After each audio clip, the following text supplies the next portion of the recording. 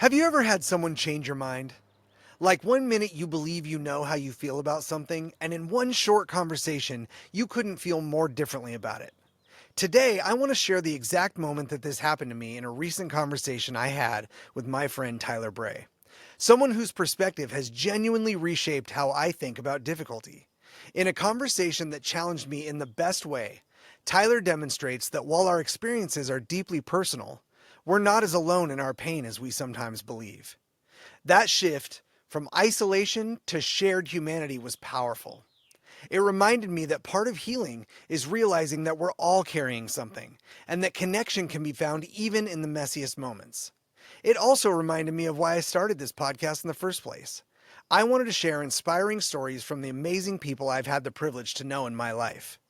Tyler brings both wisdom and honesty to this conversation, and I'm really excited to share it with you. This is Sweeter After Difficulty.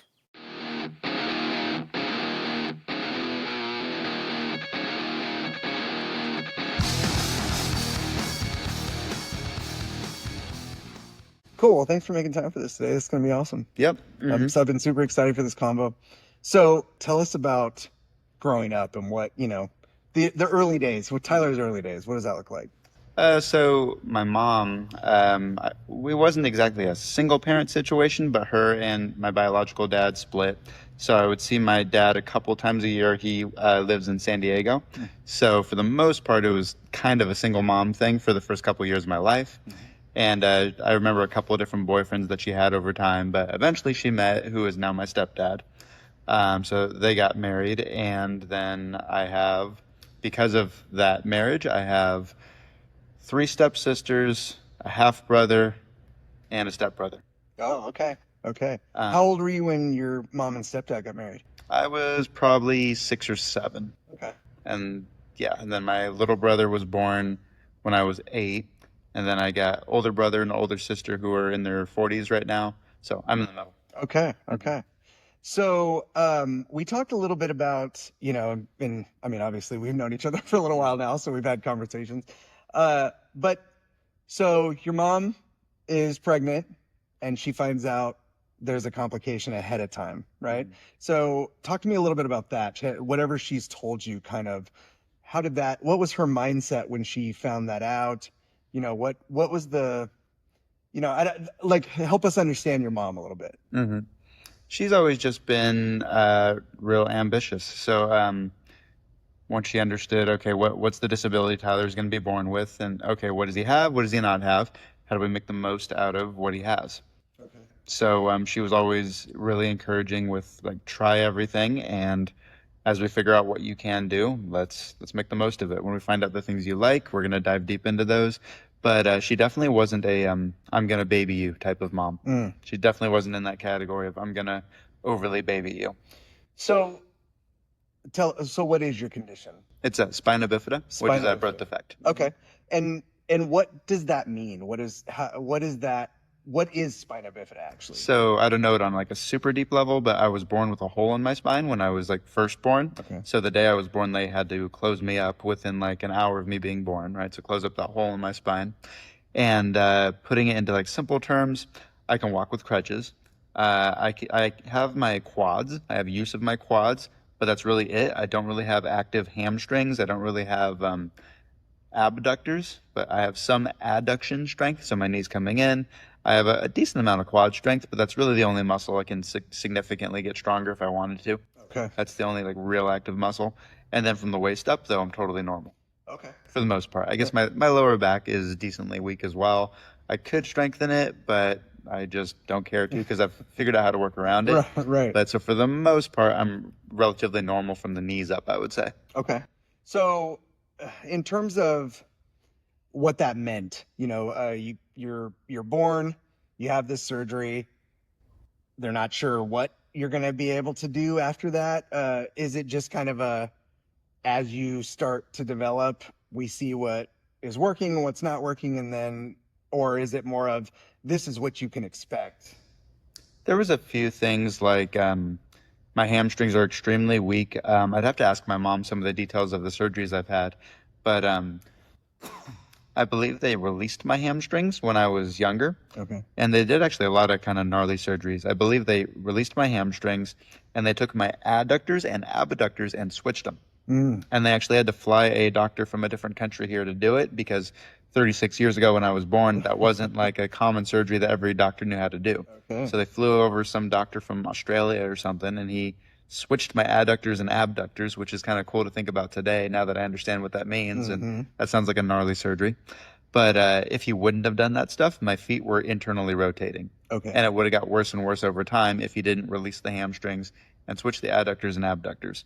But so with that being said, my hamstrings are really weak, but they're not like totally dead. If I lay flat on my belly, I can curl my ankle to my butt. Right? So to this day, me and my mom kind of wonder, like, is that your hamstring flexing? Like, so we thought we released that. Right. So there's some things I've been able to do that the doctor said I wouldn't be able to do that. But I've always been very kinesthetic. I've always had a great connection with my body. So I was always figuring out what can I do, what can I not do. And then I got into sports, and that just really accelerated my connection with my body. So in terms of, the basics, starting to crawl, starting to walk, what does that look like? And well, my mom says that I had, my period of time, she'd put me down on my belly or put me down on my back, and I would stay there. And just one day she turned around and I wasn't there. So I figured out how to crawl, and I was gone. So like, shit, where'd he go? Right. So she found me in the other room, and I probably had my toy that I was dead set on finding. Right. So I just figured it out one day. And then, so as a kid, you learned how to walk assisted, or like, how did that? It was always, that's where like my mom, I guess, really played a big part of it. She knew what I could do and what I couldn't do by the time I was 4, 5, 6, 7 kind of thing. Yeah. So if we're going into a grocery store or we're going into Blockbuster to get my video game, that's a short distance. So I have to use my crutches or my walker. Okay. Right? That was her rule, is if it's a short distance, we're going to work your legs. You have to use one of those walking mechanisms. If it's long distance, you can use your wheelchair. Okay. So that's where it just reinforced that strength. Like, I had it and I have the ability to increase it, but if you don't use it, you lose it. And my mom knew that. Right. So she made me use it as often as she could while still keeping it, reasonable for me.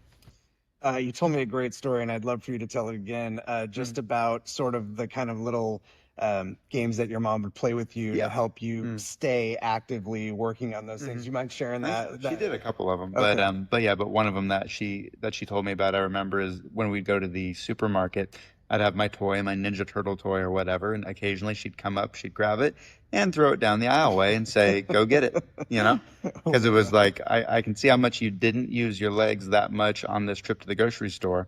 I'm gonna make sure every time we go to the grocery store, you're using your legs. So occasionally she would throw my toy down the aisle and say, "Go get it." Yeah. Right. So she was very intentional about, like, I know if you don't use it, you lose it. We're gonna use whatever you got because it's going to increase your mobility. It's going to increase your quality of life. Do you attribute sort of your drive and ambition to those early like philosophies that your mom kind of put in? You seem like a really like, I'm gonna do what I want to do, right, kind of guy. It seems like that comes from mom. Definitely. Yeah, I would say it definitely like started with mom all those years. Is try everything. Yeah. Why can't you do that? Go find out if you can do that. If you can't because of your disability, okay, we'll check that off the list. You actually can't do that. Yeah. But if you try everything, you'll surprise yourself half the time, and you actually can do, half the things. So it definitely started with her saying, "Hey, give everything a try. Let's try to figure it out. Let's have a can-do mentality and, figure things out." And then later on in life, I ran into some great wrestling coaches as I got involved in sports. They just grew that even more of like, hey, if you put in the work, you can do it. Just continuing that message that my mom started. Yeah.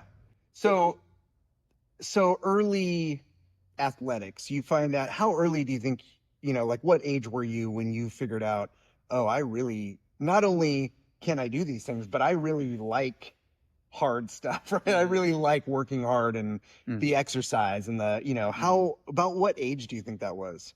I was always competitive. So elementary school, I remember playing basketball a lot. Okay. So that was kind of one of my first things was, oh, I'm going to do wheelchair basketball, which I did a little bit of it, but I played basketball with the able-bodied kids a lot, and then I got into the push-up competition, Mm. right? So there was the elementary school push-up record, which was only like 20.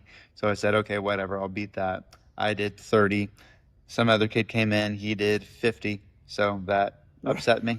So Right. then my competitive drive got going, right? We went back and forth. Eventually he did 100. I ended up doing 120. Mm. And at that point I I was only in 6th grade when I did that, Yeah. but that was absolute failure. Like a gun was to my head. 120 So push-ups in I 6th remember grade. it was 119 and a half. Okay. They gave me the last one because I came up halfway, then literally just fell on my Collapsed, face. Like yeah. that was like gun to my head, absolute failure, you know? But 6th grade, though. so Woo. then I found the kid the next day. He said, "Okay, I'm not even going to try to beat that." He's done. 100 was his absolute limit, and I did 20 more than that. So, Yeah.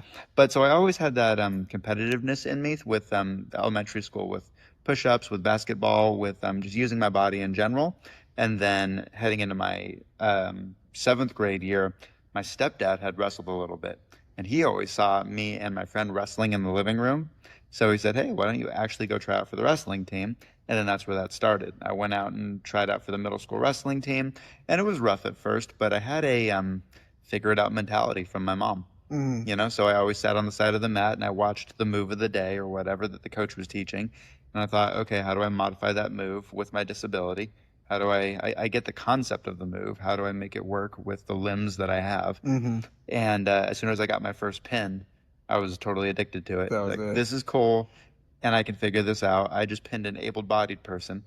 Like, I could figure this out. Give me time. I'll figure out how to get up there with the good kids, not just the newbies. I'll figure out how to beat the good kids. Just give me time. But Yeah. that's what started the fire of like, I can figure this out.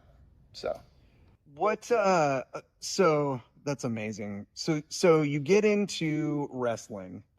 Uh and if I've learned anything about wrestling coaches at this point, they all have a little bit of a similar vein running through them, right? They're all kind of a little gnarly. They're all like a little grizzled. They all sort of seem to enjoy watching kids suffer on some level, right? But tell me about a little bit about that coach. Like, what was that first coach like?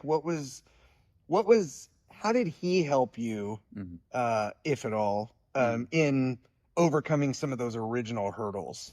I'd say it was really my high school coach. I wrestled for 2 years in middle school. Then it was good, and those coaches were fine. That was more falling in love with the sport. But where like I got a great coach who like made an impact on my life was my high school coach. And he was just brilliant at teaching life lessons. And one of the things he would always say is, my number one goal for all you guys here on the wrestling team is like, you're going to be good people. You're going to be good citizens, good adults. You being a good wrestler is secondary in my eyes. And at the time, we were one of the best wrestling teams in the entire Sacramento area. So we were a damn good wrestling team too. But he was big on like, we have integrity on this team. Here's the rules. He was strict on like, even there was years where the best kid on the team broke a rule, a relatively simple rule, and he kicked him out of the room and said, "Okay, your season's over." Yeah. He was big on like, we don't compromise integrity on this team. Here's the rules. This is what a good citizen is. This is what you're going to be, a good kid on campus. You're not going to be getting in fights. You're not going to be doing dumb things. Right. If you do, you're gone. And I don't care if you're the returning state champ or whatever. So he was just big on teaching like morals. And I'd say one of the biggest things he taught that like just stuck with me for the rest of my life. Anytime one of the wrestlers on our team would lose a match and he'd come stomping off the mat and he would say, "That wasn't a pin. The referee called the pin early. My shoulders weren't flat on the mat. What the hell? I got screwed." He would always say, "No, you allowed yourself to get put there. You allowed the ref to screw you. That was your fault. Yeah. I don't blame the ref at all." Yeah. And I could see, yeah, you weren't pinned. So why were you on your back though? That was 100% your fault. You shouldn't have got put on your back. Yeah. And he would always do that purposely, like in front of the entire team. He would call out that kid. And there was always one kid every year that would do that too. Yeah.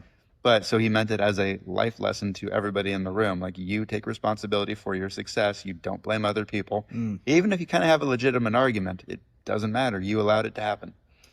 So impacting and so important. I mean, definitely one of those lessons that I feel like is kind of getting lost, these days. Like it feels like you can't push people as hard as you used to be able to push them, but amazing that you had that interaction. My first wrestling coach, he was not nice at all.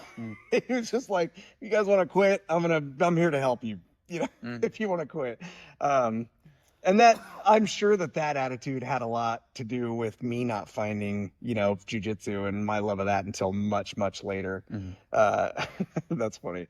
But wow, okay, so great mom with a great mindset got you walking down the path.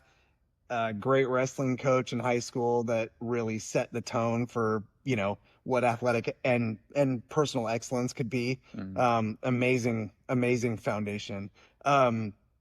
I also noticed that you have a tattoo of a lion on your arm. What's that about? I've been thinking about tattoos for a while, so I got my tattoo of the lion. I got the 3 crosses underneath, and I got the black belt underneath. So just a mixture of jujitsu and my faith. And so, did you grow up in a religious home or just in a? I wouldn't say like a religious home. My mom's a Christian, so like it wasn't like a thing. We will go to church every Sunday, It wasn't like that, but it was always there, I wouldn't call it a religious upbringing, but we are all Christians though at the same time. So like it was there, but not as strongly there as you see in some other families. Sure. Do you feel like that was sort of like a moral, foundation of the family unit? It was just kind of a guiding thing, or like how? I guess I'm always interested in how faith or a belief in something impacts someone's choices and as they grow up and how it affects your mindset and how how you treat other people and those kind of things. And you obviously are someone who you've gotten to this point in your life, and we're going to talk more about the other amazing things that you do, but you give back. You come and teach. In fact, the first time I ever have any memory of you at all, we didn't even meet. It was just my boys both wrestled in high school, and I would take them to these tournaments, and there was some dude over there on his knees coaching the kids, and then getting in a wheelchair, and I was like, this is crazy. Like, and your team was decent, like they were out there, and you were in there, and I just remember seeing you and being on the mat, and I was just like, oh, that's interesting.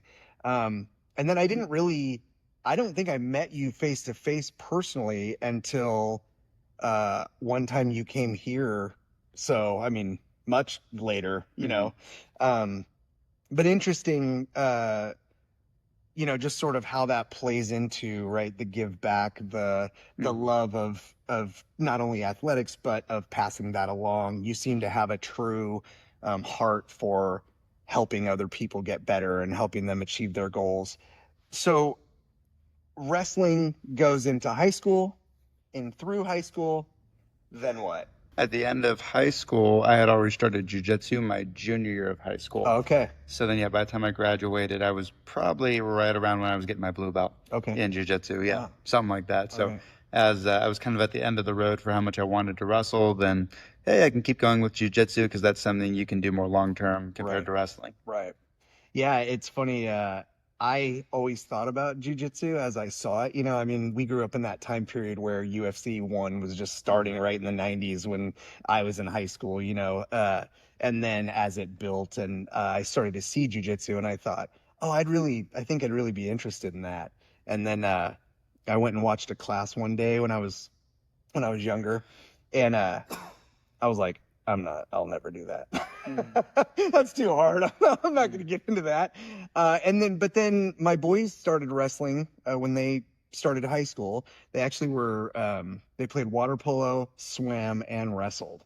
Not in that order. Water polo, wrestling, swimming, right? But all the winter into spring sports. And I would go and help them, and their coach would say, bring your shoes, feel free to get in there. And so I started mixing it up with the kids. And then I was so injured and so in horrible shape. I was completely, like close to 250 pounds and couldn't barely touch my knees, let alone my toes. And I would crawl home after these wrestling practices, and I was like, man, I need something for me, and that's what made me eventually hobble into a jujitsu school. It's one of those funny things, right? You talk to people all the time, and especially older guys that start when they're a little bit older, and they say, I wish I would have started when I was younger, right? But I flat out know if I would have started when I was younger, I would have quit. Right? I wasn't ready for it at that time in my life. So that's amazing. I think for you, hearing that story, it wasn't like you probably just looked at it like, oh, okay, here's another thing to learn and overcome, like here's another thing to master and be good at. It was another variation of wrestling. It was another type of grappling. Yeah. Yeah. So when you get out of high school and you're a blue belt, then what? Then I just kept diving into jiu-jitsu, and I've been doing that ever since. So I've loved that, right? And I still obviously do that to this day. But so that's always been a constant love for me. But then on top of that, I did a couple years of powerlifting. I did a good 4 or 5 years of powerlifting, which was like competitive bench pressing. Okay. And I was trying to qualify for the Paralympics, right? So I had my little like chapter of my life where that was my side thing along with jiu-jitsu. And then after I did that for 5 years, then I went into bodybuilding, and then that's just been, I guess I can go into like individual stories of like how I heard about like these opportunities, but it just seemed like they just kind of popped up. Like so with bodybuilding, the guy who runs wheelchair bodybuilding, as a division, the guy who's like the manager of our division, he contacted me through social media because he saw my pictures. Okay. And, hey, you should compete.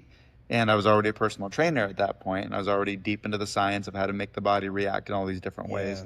So I thought, okay, I got to do a bodybuilding show at least once as a bucket list because I'm so much in that world already. I've just never officially done it. Yeah. So it was crazy too because I remember, I can't remember what show it was on, but there was a segment about people who were in wheelchairs. Human Playground. Maybe it was Human Playground. Human Yeah, Playground. yeah. Yep. And I'm watching it and I'm like, oh my gosh, I think my buddy Tyler does this. And then all of a sudden, there you are on the show. I was like, there's Tyler. That's pretty awesome. Yep. That was at the 2020 Olympia when we filmed that. Okay. Yep. So, in terms of bodybuilding, we know, right? You got the push-up record at the school still, probably. I hope so. Yeah, 120 in sixth grade is a lot. I would hope I still have that. Yeah. So you got that, and then you get the wrestling, and then you get some jujitsu in, and then you start lifting. So all of these things, and then you start teaching it, or you start. So how does that work? So teaching jujitsu, that was like, I was looking for something to supplement personal training, which is my main job. Okay. Right. And I love that. That's the main thing I do, but it goes up and down throughout the months. Right. So I was looking for like, what would I like to be my side job? And at that point, I knew I loved coaching because of my personal training business. I love one-on-one. So like I don't really do group fitness classes because I don't like how not personal it is. Yeah. I love getting to know people and like, what's your issues? How do I help you with your particular issues, your hurdles? How do we create a structure to your life that you can follow? And then maybe your neighbor is going to do something totally different. How do I make this followable for you and address whatever your health issues are and so all that stuff? I love personalizing. Yeah. So I knew I loved coaching, and then, well, outside of the gym, outside of fitness, the other thing I love is jiu-jitsu. So I said, hey, let's see what happens with coaching jiu-jitsu as my side job. And I know it's a unique situation with me because I can't walk, right? Yeah. But so I reached out to Casio, that's my instructor who gave me my black belt, and I just said, hey, what do you think? I would like to teach, but what do you think about that? Do I have your blessing on that? And then what do you think with my unique situation? And right away he said, absolutely, go for it. Feel free to look around. I'll let you know if I know of anybody looking for an instructor or an assistant instructor. But I think that's a great idea. And actually, now the story's coming back to me. One of the other things that launched me into coaching, I got a private lesson with Ryan Hall, who's one of my jiu-jitsu heroes. Okay. Right, he's one of my all-time jiu-jitsu heroes. Yep. Because just the way he teaches, it just clicks with me. The way he explains things, Yeah. right? So I got a private lesson with Ryan Hall, and I'd say half the lesson was, hey, I just want to roll around and give me whatever you want to give me, right? I know I have a weird game, so let's just roll around and teach me whatever you feel you can teach me. Where do you feel a hole in my game, right? Yeah. And after we rolled for a bit, in the middle of the lesson, he just organically said something like, "You have a really like different, interesting game, but you're good at luring people into your game. You have all these different entries into your game. You should be teaching." Hmm. He's like, "You should." I don't know if that means seminars. I don't know if that means being at a school as an official instructor, but like you should be sharing this. How Like this cool. is, this is an interesting style, and I can feel how you've created systems based around your unique situation. You need to be teaching. So when I had one of my personal heroes say that to me, that was just really impactful. That's massive. Yeah, that was really, really impactful to hear it, particularly from him. Especially for a guy who's known for like attacking heels with his inventory Mhm. rolls and stuff. Yep. You're like, oh, what are you gonna do now? Like, go for it. Yeah. That's pretty awesome. But I think it was right after that lesson is when I messaged Cassio and said, "Hey, I'm really thinking about coaching jujitsu somewhere." And at the time, I had no idea where. Just the dream was just in my head in general. It was like that'd be a perfect second job for me. Yeah. And then one thing led to another, and here I am. Yeah. So that's interesting because I remember when you came over here and started teaching here, and a couple of your students, would come in, pop in here and there that you had taught over the course of the years. And I remember a lady coming in who was also in a wheelchair, and she ended up being my drilling partner that day. And she must have had like a more recent thing that took her ability to walk away or something. She was still in that place where she was like, I don't know what to do. Right. So she was basically just laying on the mat. And I thought this is really interesting. And I don't know personally how to help her. Like, I don't know enough jujitsu to help her, in the beginning here. But I thought if anybody knows, Tyler's going to be able to help her, like you're going to be able to. And it's an interesting thing too, because, when you first came here was right about the time I was getting my brown belt, right? It was not too long before that. Mm-hmm. And you came in to teach Nogi, which I love Nogi. So I'm always, I was always trying to be there. And at my initial reaction, like my initial first honest thought was, okay, I'm moving into the part of my jiu-jitsu where I need to learn the leg game. Mm-hmm. How is this guy going to teach me this? Mm-hmm. Right? He does not play this, Mm-hmm. right? He's not going to attack my legs. Yeah. I'm not going to attack his legs. Mm-hmm. What am I going to get out of this? Just candidly, like I just had a weird attitude about it. And I can tell you in complete 100% honesty, you have done more for my leg game in jiu-jitsu than anyone else because of the unique way that we roll. Mm-hmm. Right. And it's interesting. I actually, we filmed a roll that we did last week, and I'd love to, if you're willing, I'd love to watch it together and show our audience and just kind of commentate, talk through it. It's interesting because I showed it to a couple of people. I showed it to my boys, and both my boys train, and it was funny. Both of their reaction was like, "Why aren't you attacking? Why aren't you going for anything?" And so you're gonna see as we jump into this video, you're gonna see it looks like I'm not actively attacking, right? But the reality is, you've taught me so much about reaching in and about over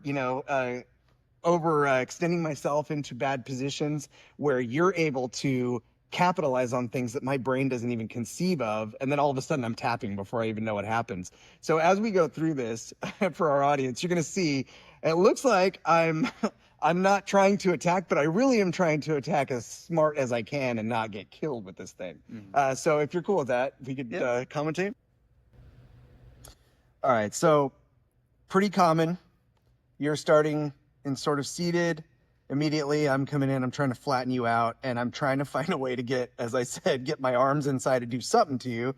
Your chin's down, you're fully defending here, and I'm super scared to get my arms under your armpits, right? So like, what are you thinking right here? So I would draw an analogy to someone playing any kind of regular guard you're essentially playing like frames and defense, and then you're looking for counter offense at some point. So I'm doing the same thing here. I'm playing this sit-out position, and I have some basic defenses in play where my chin is down, you're not going to choke me. I'm protecting my armpit area so you can't get, too deep of a seatbelt or whatever. And then I'm looking for counter offense from there. So here's a typical thing I try to attack on you, not because I feel like I'm super successful with it, but I go for the crucifix, right? And now I'm trying to isolate an arm over here. You can't hear the audio, but Linda and I are both laughing because I'm trying to move this steel post you call an arm over here around my head. It's not working, and now you're just wiggling your shoulders out and getting right out of it, right? I'm trying to make those small adjustments. Yep, and now I'm trying to be patient and go after this arm attack. Right. But and you could see a second ago how tight that was, right? I actually tried to pull my arm back and lifted your whole body off the mat because the trap was so tight. Trying to be just attached to that limb that I want. And just a lot of patience. And now I'm kind of going back to that sit out, but I have my basic defenses in play, so I'm not immediately afraid of anything. See, here's the crucifix again. So are you most of the time chin down? Yep, anytime you have my back, that's my built-in rule is chin down if you have my back, which then allows my arms to be free to do whatever I want to do.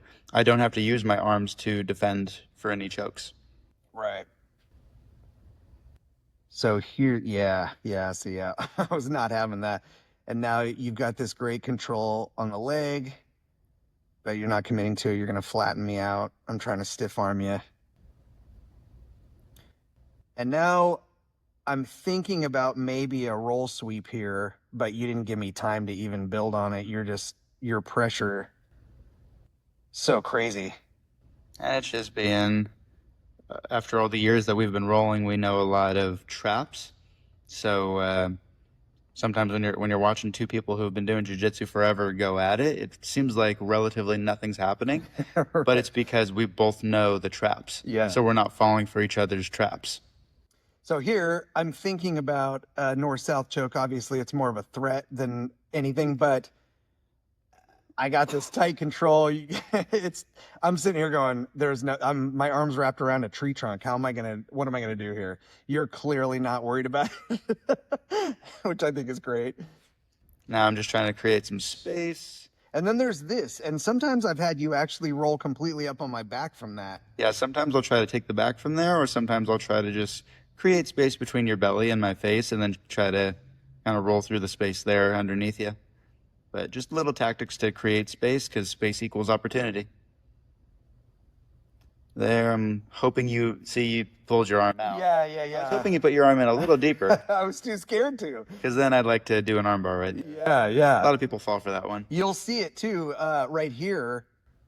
See, you got that arm trapped, and I'm like, nope, I know what's coming. I'm too scared of it. I'm like, I'll just abandon it completely. I know what's there.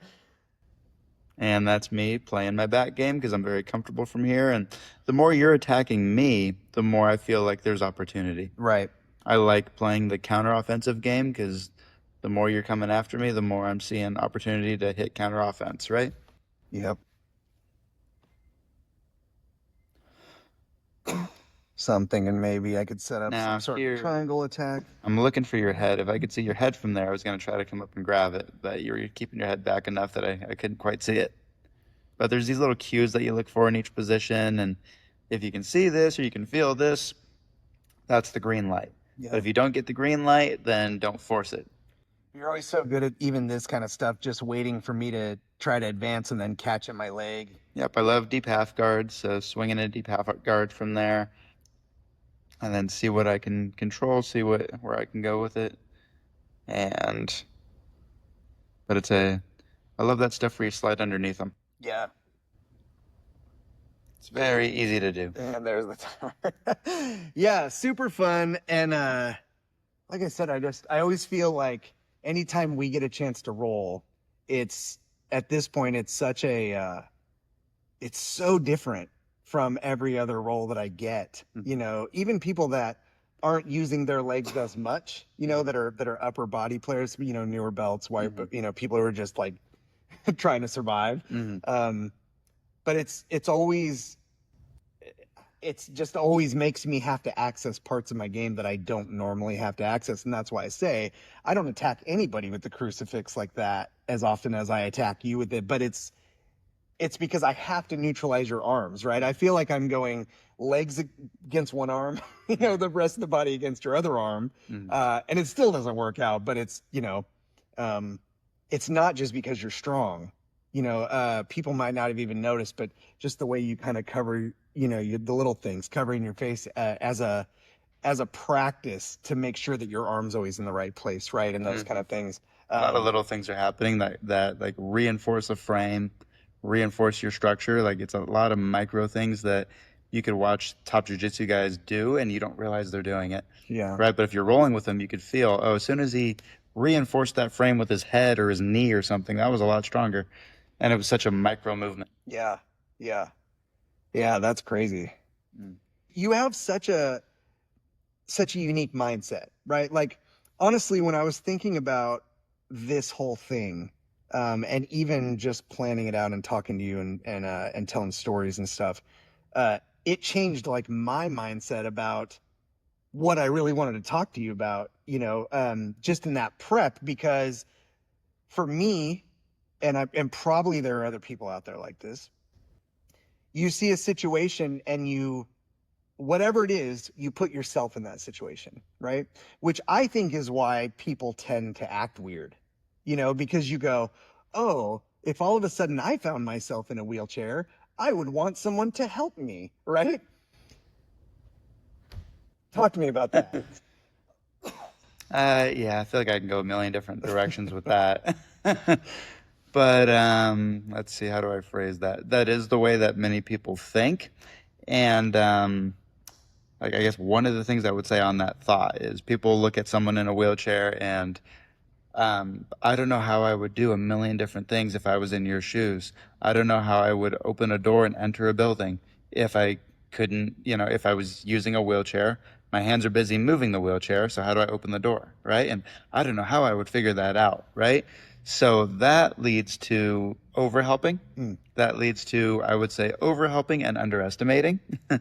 And on one hand, I totally get how people would think that way, that I've never been in a wheelchair. I can't imagine what that's like. How would I open a door? How would I drive? How would I do all these things? I need to help that person, right? And so the heart behind it is good, and I totally acknowledge that. But often it leads to overhelping and just over dramatizing it. And then I would say a common thing for people in wheelchairs is don't take that offensively. It can be tough not to take it offensively sometimes because it's like, I'm a 36-year-old man. Yes, I can open a door by myself. Right. I can tell you countless stories of stuff like that where the person meant well, but it really borderlines condescending. And it's not on purpose by the person. Right. But I can tell you one story coming to my head. I have countless stories like this, but one of them was I was at the gym and I wheeled up to the lat pull down machine. I got out of my wheelchair and I sat on the seat and I did a warm up set with lat pull downs with probably 100 pounds on there, which is not a lot for a lat pull down. I didn't do the whole stack or anything. I did a warm up set of 10 with probably 80 pounds on there. And this guy came up and he said something like, "You don't even realize how amazing that was. That was the most amazing thing I've seen in my life. And you don't even know. You don't even know how amazing that was." And he almost made a scene in the gym. Yeah. Because he was going and going and going. And you don't even realize how amazing that was, what you just did. And after 3 minutes of him just going whatever, I'm like, what is he talking about? I honestly was trying to understand what did I, what? What you do? I relocated my butt from this seat to that seat. And then I did. It's a miracle. And I did this 10 times with a light weight that pretty much anybody could do because it was a warm-up set. Right. And this guy's praising me and almost to the level of making a scene in the gym, right? So I'm like, okay, I know you mean well, but tone it down enough. Right. Right. And then the countless times I've literally opened a door and wheeled into a building and then someone is just floored. They're like, "That was amazing." I'm like, "What?" And I realized, oh, they mean I opened the door and entered the building. On your own. So it feels like, I get a gold star today. Yeah. Wow, and I'm only 36 years old. Yay, I opened a door. Right. You know? Right. So I've seen a lot of people, though, in the handicap world, people in wheelchairs. I have seen plenty of people in wheelchairs get really bitter about that. I've seen them get to a level where they'll yell at somebody just for asking, hey, can I help you?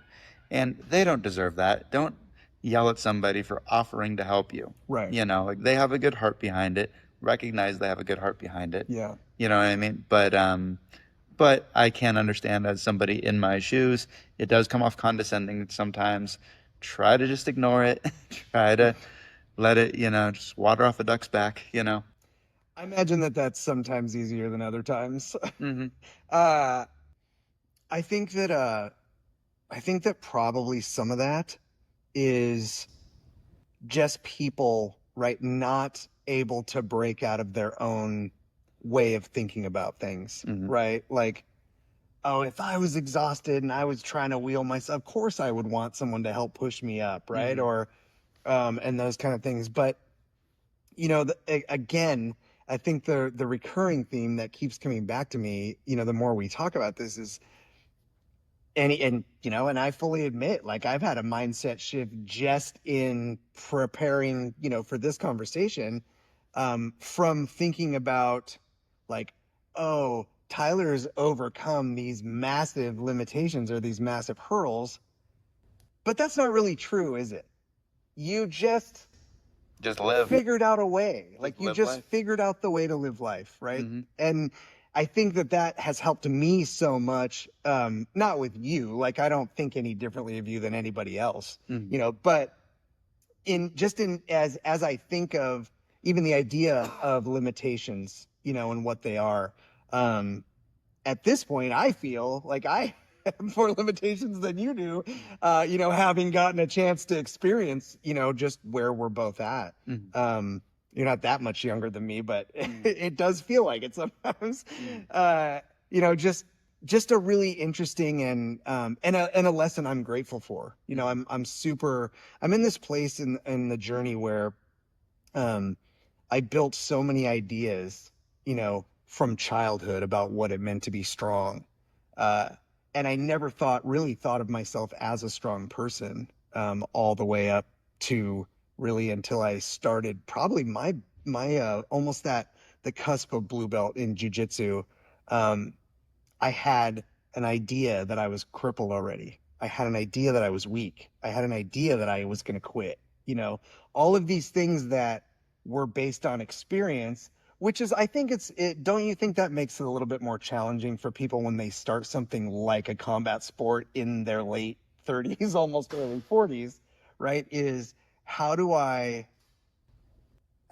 stay in with these guys who are half my age and weigh 100 more pounds than I do and are super strong, and all they want to do is impress me by popping my head off, right?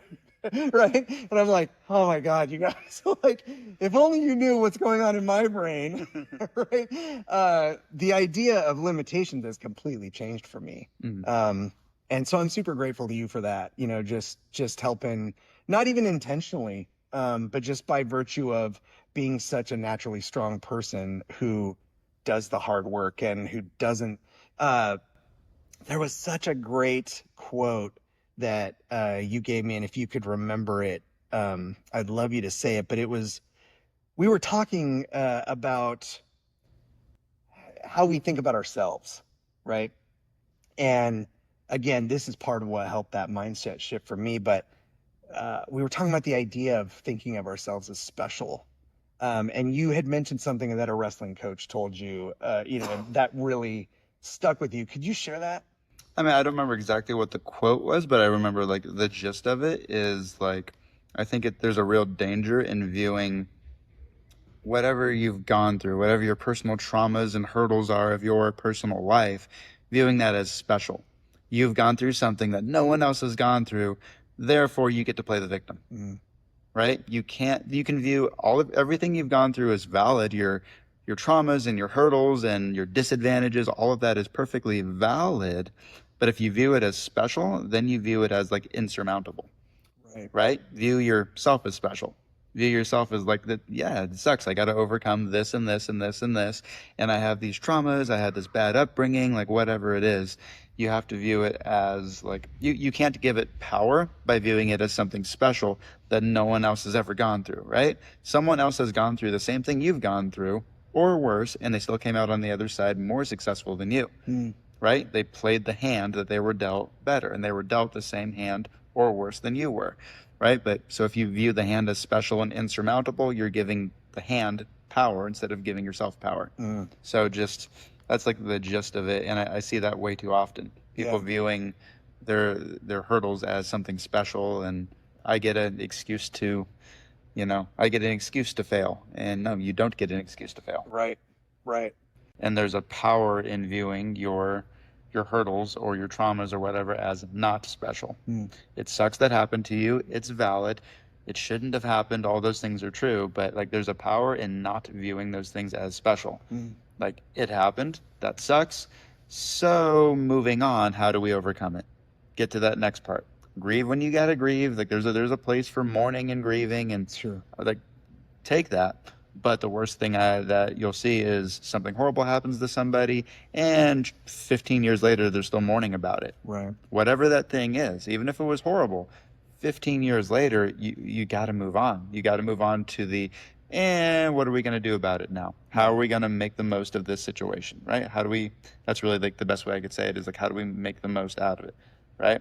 Yeah. Make lemonade out of lemons, you know? Right. And something like I was thinking of earlier might kind of be like a slightly different topic, but I was thinking of it with our earlier conversation is people underestimate, like, if you're put in a situation where you have to succeed, you probably will. But like, take away your safety net, if you have to succeed, you probably will, right? So when someone looks at someone in a wheelchair and I don't know what I would do if I was facing that hurdle, I would just give up. Like, no, you wouldn't. No, right. No, you wouldn't. If you get in a car crash tomorrow and lose your ability to walk, you will mourn for however long. Right. That might be a while. Right. But eventually you must move on or you'll die early, and then that's the end of your story. Right? So you must move on, right? And like if you have to, you always will. So there's also power in not having a safety net. It feels like that sucks, but it's actually a blessing if you don't have a safety net. It forces you to figure out how to win the game, Yeah, what a crazy but completely accurate, I think, summation of that situation. Taking away that safety net, you're committed, right? You're in charge now. I think that's interesting too, that people would want to relate to suffering with someone else. You know what I mean? Like how they would want to find a way to identify with their perception of what your hurdles are, rather than just go, I've got my own set of things, to deal with. But then I go, oh, well, I may be sore, I may be tired, but at least I'm not in a wheelchair. Well, what? I mean, like, what? What do those two things have to do with each other, right? That's just something else. That's just a different thing, right? That's a really interesting way to think of it. So pivoting just a little bit, if you were writing the book of your life, what is this chapter called? Right now that I'm living in? Yeah. I feel like I'm still kind of figuring that out. Here's what I see coming. This is on my brain a lot right now, just for me personally, is I'm transitioning at some point, probably within the next couple of years, of I'm done being an athlete and I'm just a coach.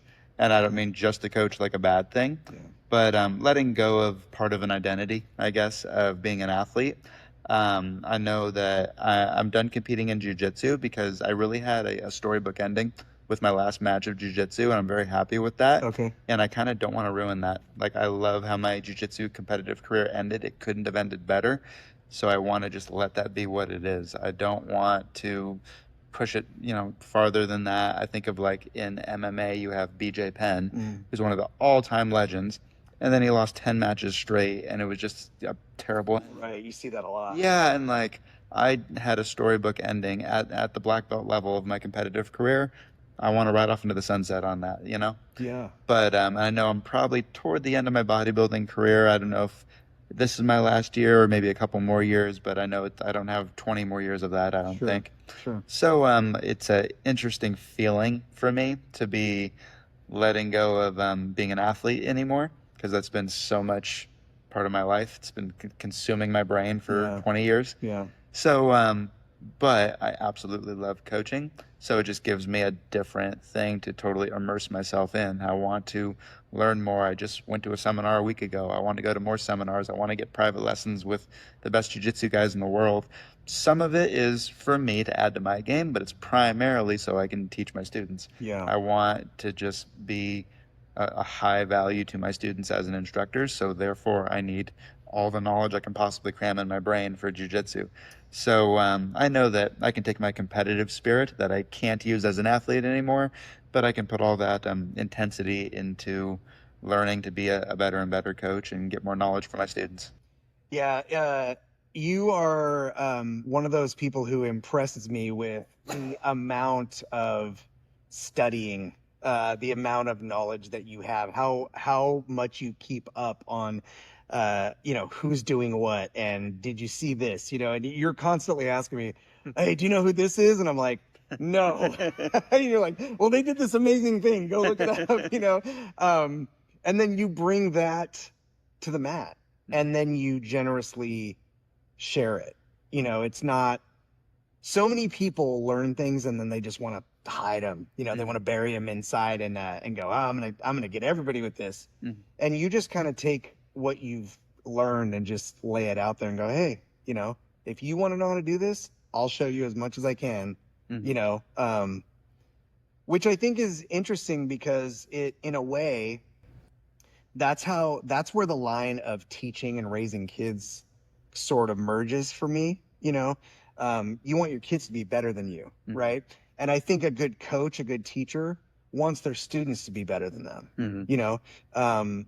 Because what that proves is not only do you have your ego in check, right? It's not all about you, but you care about other people enough to want to be able to enjoy their victories as much as you, or maybe even more than you enjoy your own.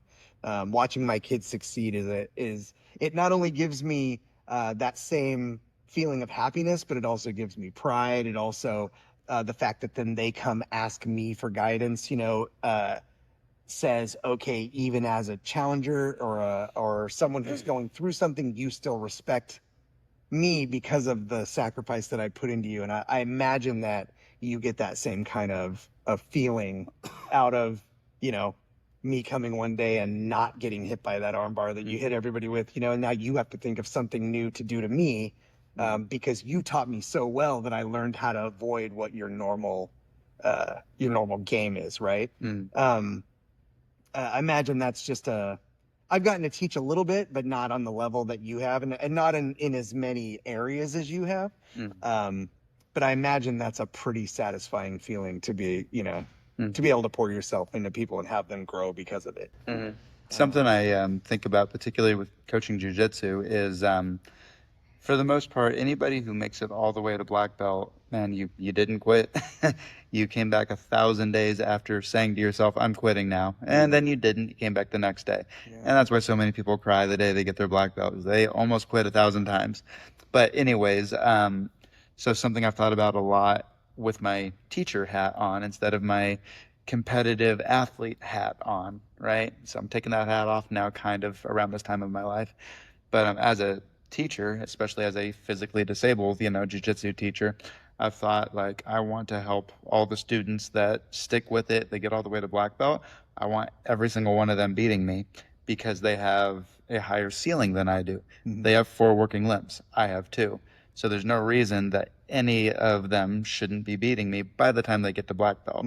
So in a way, in my head, I'm thinking, I want to be the worst black belt at Aries, Right. And if I did, that means I did a good job as a teacher. Yeah. That means I taught you how to destroy me. Yeah. I taught you every little way any way that I used to get you when you were a blue belt and a purple belt, and I pointed out to you, why did I get you? Then you stopped letting me do that, and eventually you're dominating me. And well, I guess that'll be the day when we have 40 black belts on the mat, and every single one of them are tapping me out.